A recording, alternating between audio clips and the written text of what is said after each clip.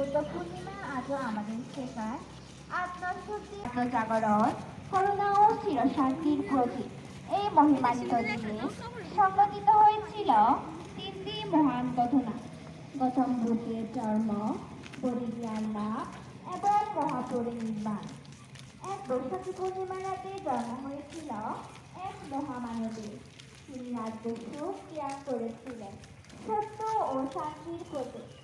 বহির্গতলে করতে পেরেছিলেন চিরসত্তরী জ্ঞানের জন্ম, বোধিজ্ঞান লাভ এবং মহাপরিনির্বাণ।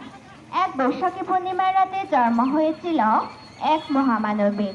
তিনি রাজ্য সুখ ত্যাগ করেছিলেন সত্য ও শান্তির প্রতীক।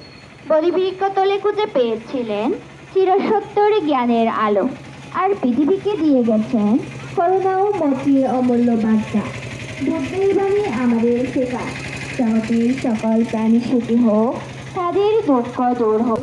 পূর্ণিমার রাতে জন্ম হয়েছিল এক মহামানবের। তিনি রাজ্য সুখ ত্যাগ করেছিলেন সত্য ও শান্তির প্রতীক। পৃথিবীগতলে খুঁজে পেয়েছিলেন চিরসত্তর জ্ঞানের আলো, আর পৃথিবীকে দিয়ে গেছেন করুণা ও মতির অমূল্য বার্তা।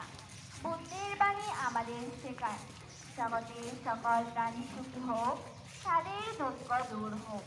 বুদ্ধ পূর্ণিমা আজও আমাদের শেখায় আত্মশুদ্ধি।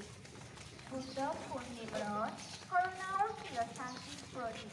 এই মহিমান্বিত দিনে সংঘটিত হয়েছিল তিনটি মহান ঘটনা: গৌতম বুদ্ধের জন্ম, বোধিজ্ঞান লাভ এবং মহাপরিনির্বাণ। এক বৈশাখী পূর্ণিমার রাতে জন্ম হয়ে বুদ্ধের বাণী আমাদের শেখায় জগতের সকল প্রাণী সুখী হোক, তাদের দুঃখ দূর হোক। বুদ্ধ পূর্ণিমা আজও আমাদের শেখায় আত্মশুদ্ধির মধ্যে লুকিয়ে আছে প্রকৃত মুক্তি।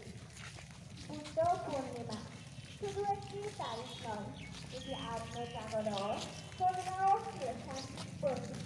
এই মহিমান্বিত দিনে সংঘটিত হয়েছিল তিনটি মহান ঘটনা: গৌতম বুদ্ধের জন্ম,